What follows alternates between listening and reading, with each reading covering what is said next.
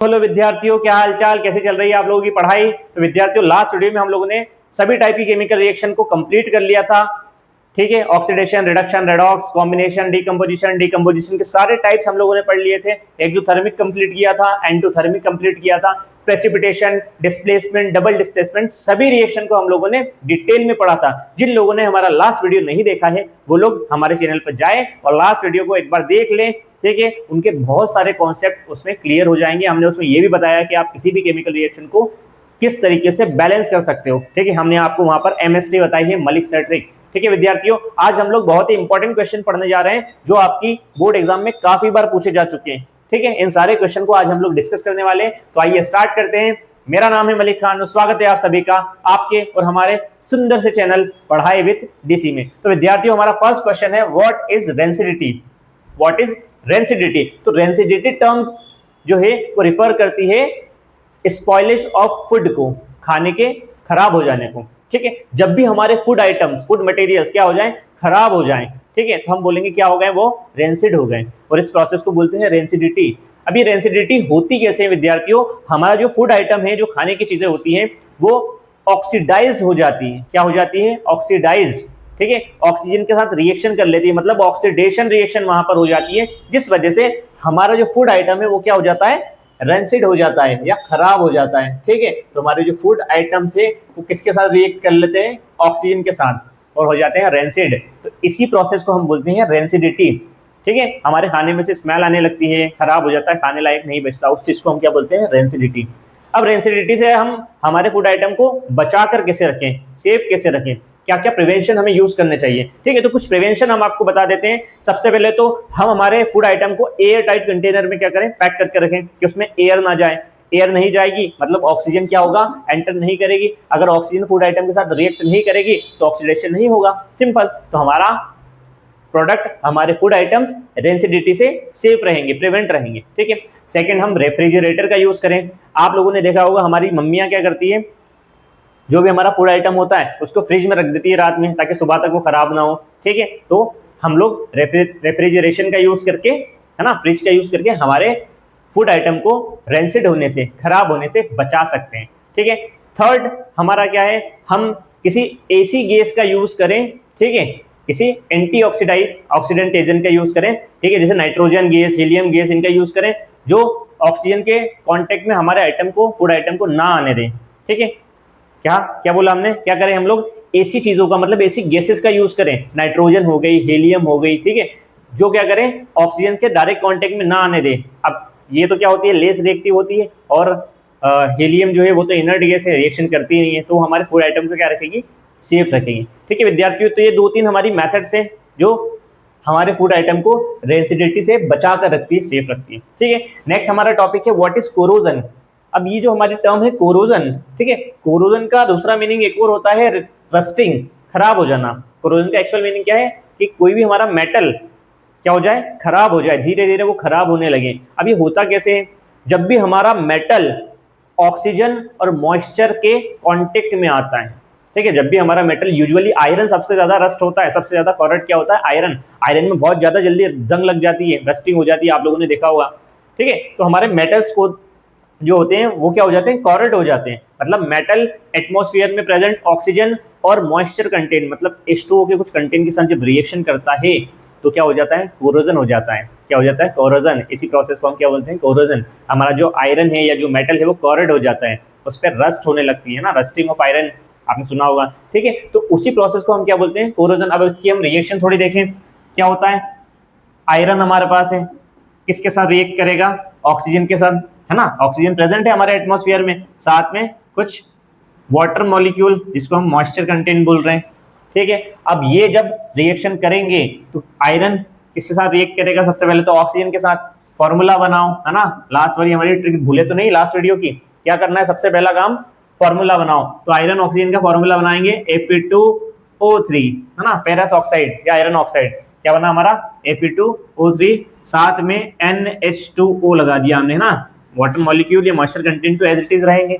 ठीक है, अब बैलेंस क्या है हमसे, ठीक है, तो NH2O, ऑक्सीजन कितने हैं, 3, यहाँ पर ऑक्सीजन कितने हैं, 2, हम क्या करें, 3 से मल्टीप्लाई कर दें, 3 2 6, यहाँ पर 3 थे, हमें कितने करने हैं 6, हम यहाँ पर 2 से मल्टीप्लाई कर दे तो 2 3 जा 6 हो गए, ठीक है। अब बात करें हम आयरन की, तो आयरन है 2 2 जा 4, 4 आयरन है, हम क्या करें यहाँ पर 4 से मल्टीप्लाई कर दे तो हमारा आयरन हो गया 4।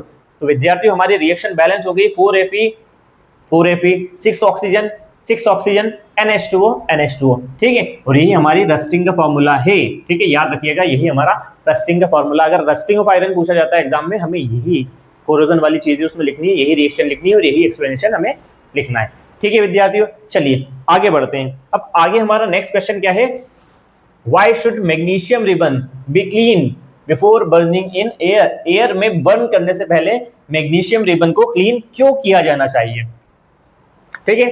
तो विद्यार्थियों देखो, जो मैग्नीशियम रिबन होती है, जो मैग्नीशियम होता है वो बहुत ही क्या है, हाईली रिएक्टिव मेटल है ना, ऐसा मेटल है जो बहुत तेजी से रिएक्शन करता है, हाईली रिएक्टिव है। हमने आपको लास्ट वीडियो में रिएक्टिविटी सीरीज पढ़ाई थी, है ना, क्या पढ़ाई थी, reactivity series, potassium, sodium, calcium, magnesium, है ना। तो मैग्नीशियम बहुत ज्यादा रिएक्टिव है। तो जैसे ये एयर के कांटेक्ट में आता है, जैसे मैग्नीशियम, जब जब हम एयर बोले तो आपको ध्यान रखना है एयर में क्या है, ऑक्सीजन है, एयर में क्या है, ऑक्सीजन। जब भी ऑक्सीजन के कांटेक्ट में आता है तो मैग्नीशियम ऑक्साइड की एक लेयर बना लेता है अपने ऊपर, MgO की, ठीक है, क्या बना लेता है, MgO की लेयर बना लेता है ना। इसको बैलेंस कर देते हैं हम फटाफट से, ठीक है, MgO की एक लेयर बना लेता है। अब ये मैग्नीशियम ऑक्साइड की लेयर क्या होती है, ये मैग्नीशियम को प्रॉपर्ली बर्न नहीं होने देती, इसलिए हमें बर्न करने से पहले, मैग्नीशियम को जलाने से पहले सैंड पेपर से घीस के उस मैग्नीशियम के रिबन को साफ कर लेना चाहिए, क्लीन कर लेना चाहिए, ताकि मैग्नीशियम ऑक्साइड की जो लेयर है ये रिमूव हो जाए, ठीक है, और हमारा प्योर मैग्नीशियम क्या हो, बर्न हो, ठीक है विद्यार्थियों। तो ये क्लियर। चलिए आगे बढ़ते हैं। नेक्स्ट क्वेश्चन हमारा है, what is respiration considered an exothermic reaction. हमारा जो रेस्पिरेशन है वो एक्सोथर्मिक रिएक्शन की तरह हम कंसिडर क्यों करते हैं। तो रेस्पिरेशन की क्या प्रोसेस होती है विद्यार्थियों, रेस्पिरेशन क्या होता है, जब भी हमारा ग्लूकोज, हमारी बॉडी में ग्लूकोज ऑक्सीजन के साथ रिएक्ट करता है तो कार्बन डाइऑक्साइड, वाटर और कुछ हीट एनर्जी को क्या करता है, फॉर्म करता है। कार्बन डाइऑक्साइड फॉर्म करता है, ठीक है, वाटर फॉर्म करता है और कुछ हीट एनर्जी रिमूव होती है, ठीक है। और एक्सोथर्मिक रिएक्शन क्या होती है, लास्ट वीडियो में हमने बताया था, एसी रिएक्शन जिसमें हीट एनर्जी क्या हो, रिमूव हो या रिलीज हो, उसे हम क्या बोलते हैं, एक्सोथर्मिक रिएक्शन। आइए इसके रिएक्शन हम देख लेते हैं एक बार, ठीक है, यहाँ बताते हैं, ठीक है। तो क्या कहा है हमने, जब भी हमारा ग्लूकोज C6H12O6 ग्लूकोज किसके साथ रिएक्ट करता है, ऑक्सीजन के साथ, किसके साथ, ऑक्सीजन के साथ, तो क्या क्या बनता है, कार्बन डाइऑक्साइड, H2O और हीट, ठीक है, दिखाई दे रहा है, चेक कर लें एक बार कैमरे में, दिखाई दे रहा है विद्यार्थियों, हाँ ठीक है, दिखाई दे रहा है, ठीक है। तो क्या होता है, कार्बन डाइऑक्साइड, वाटर और हीट फॉर्म होती है ना, ये हीट एनर्जी रिमूव हो रही है, ठीक है, मतलब एक्सोथर्मिक रिएक्शन है। अब इस रिएक्शन को बैलेंस भी करना है विद्यार्थियों, क्या बताया था, सबसे पहले तो फॉर्मूला बनाओ, तो हमारे फॉर्मूले तो लिख दिए हमने, सिंगल गेज जो है उसके बेस में 2 लगाओ, तो यहाँ पर 2 लगा हुआ है, लास्ट से बैलेंस करना स्टार्ट करते हैं, ठीक है। तो हमारे पास 2 ऑक्सीजन, सॉरी 1 ऑक्सीजन, यहाँ पर कितने, 2 ऑक्सीजन है, ठीक है। अब यहाँ पर 2 ऑक्सीजन है, तो यहाँ पर 6 ऑक्सीजन है, ठीक है। क्या करें, अगर हम यहाँ पर 6 लगा दें तो 6 ऑक्सीजन, ये तो हो गया बैलेंस, ठीक है, ओके। 6 2 जा 12 हाइड्रोजन भी हो गए बैलेंस, ठीक है सर। कार्बन कितने हैं, 6 कार्बन, यहाँ पर अगर हम 6 लगा दें तो 6 कार्बन भी हमारे बैलेंस हो गए। लेकिन क्या हुआ, हमारी जो ऑक्सीजन थी वो 6 2 जा 12 हो गई, ठीक है। अब हमें इधर 12 ऑक्सीजन और चाहिए एक्स्ट्रा, तो हम यहाँ पर 6 लगा दें, 6 और 2 जा 12, ये हमारी रिएक्शन हो गई विद्यार्थियों बैलेंस, ठीक है। इस तरीके से हमने balance chemical reaction last video में आपको बहुत डिटेल में पढ़ाया, आप उस वीडियो को जाकर एक बार देख लें ताकि आपके सारे डाउट्स क्लियर हो जाए, ठीक है। आइए आगे बढ़ते हैं। नेक्स्ट क्या है हमारा, why are decomposition reactions called opposite of combination reaction. Simple सा क्वेश्चन है, डीकंपोजिशन रिएक्शन को कॉम्बिनेशन रिएक्शन से ऑपोजिट क्यों कंसिडर करते हैं, क्योंकि दोनों ऑपोजिट है। कॉम्बिनेशन रिएक्शन में 2 रिएक्टेंट कंबाइन होकर सिंगल प्रोडक्ट बनाते हैं, और डीकंपोजिशन रिएक्शन में सिंगल रिएक्टेंट 2 या 2 से ज्यादा प्रोडक्ट में स्प्लिट हो जाता है ना, टूट जाता है, इसीलिए दोनों एक दूसरे से अपोजिट है, सिंपल। चलिए आगे बढ़ते हैं। Oil and fat containing items are flushed with nitrogen gas, why, ठीक है। अभी हमने पढ़ा है रेंसिडिटी, ठीक है, उसी से कनेक्टेड है ना, रेंसिडिटी से कनेक्टेड है हमारा ये वाला क्वेश्चन नंबर 6, कि ऑयल और फैट कंटेनिंग आइटम्स को हमें नाइट्रोजन के साथ फ्लश करके क्यों रखना चाहिए। अभी हमने बताया था नाइट्रोजन क्या करेगी, हमारे फूड आइटम्स को प्रिवेंट करेगी रेंसिडिटी से, है ना, ऑक्सीडेशन से प्रिवेंट करेगी। इसीलिए हम क्या करते हैं, हमारे फैट कंटेनिंग आइटम और ऑयल कंटेनिंग आइटम जैसे चिप्स वगैरह, कुरकुरे हो गए, इनको क्या करते हैं, हम नाइट्रोजन के साथ फ्लश करके रखते हैं। आप लोगों ने ध्यान दिया हो कभी, जब भी हम चिप्स या कुरकुरे के पैकेट्स को खोलते हैं, ठीक है, तो उसमें से एक ठंडी गैस बाहर निकलती है। कौन सी गैस है? नाइट्रोजन है विद्यार्थियों, ठीक है। नाइट्रोजन गैस क्या करती है, रेंसिड होने से या फिर उन फूड आइटम को खराब होने से बचाती है, ऑक्सीडेशन उनका होने से बचाती है, ठीक है। तो हम क्या करते हैं, नाइट्रोजन गैस क्यों फ्लश करके रखते हैं, ताकि वो हमारे जो फूड आइटम है, ऑयल और फैट कंटेनिंग आइटम, वो ऑक्सीडाइज होने से बचे रहें, प्रिवेंट रहें, ठीक है। चलिए next question, what do we apply paint on iron article, ठीक है। आयरन आर्टिकल पे हमें पेंट क्यों करना चाहिए, ठीक है। तो एक चीज हम आपको बताना भूल गए, कोरोजन के प्रिवेंशन भी एग्जाम में पूछ लेते हैं, कोरोजन से हम लोग किस तरीके से हमारी मेटल को प्रिवेंट कर सकते हैं, ठीक है। तो कुछ मेथड है, एक तो है पेंटिंग, ऑयलिंग या ग्रीसिंग, है ना, जो यहाँ पर दिया है, व्हाट डू वी पेंट, हमें पेंट क्यों करना है, ठीक है, किस चीज के लिए, रस्टिंग से या फिर कोरोजन से हमारे आयरन आर्टिकल को प्रिवेंट करने के लिए, बचाने के लिए हम उन पर पेंट करते हैं, ठीक है। दूसरा, और हम रस्टिंग से या कोरोजन से कैसे प्रिवेंट कर सकते हैं हमारे मेटल को, ठीक है। तो एक तो हमने बता दिया आपको, ऑयलिंग, पेंटिंग या ग्रीसिंग, ठीक है। सेकंड होता है इलेक्ट्रोप्लेटिंग, क्या होता है विद्यार्थियों, इलेक्ट्रोप्लेटिंग। और थर्ड होता है गैल्वेनाइजेशन, क्या होता है, गैल्वेनाइजेशन। ये दोनों प्रोसेस, ये तीनों प्रोसेस ऐसी हैं जिससे हम हमारे किसी भी मेटल को कॉरोड होने से प्रिवेंट कर सकते हैं, ठीक है विद्यार्थियों। आई होप आप लोगों को हमारा लेक्चर समझ में आया होगा।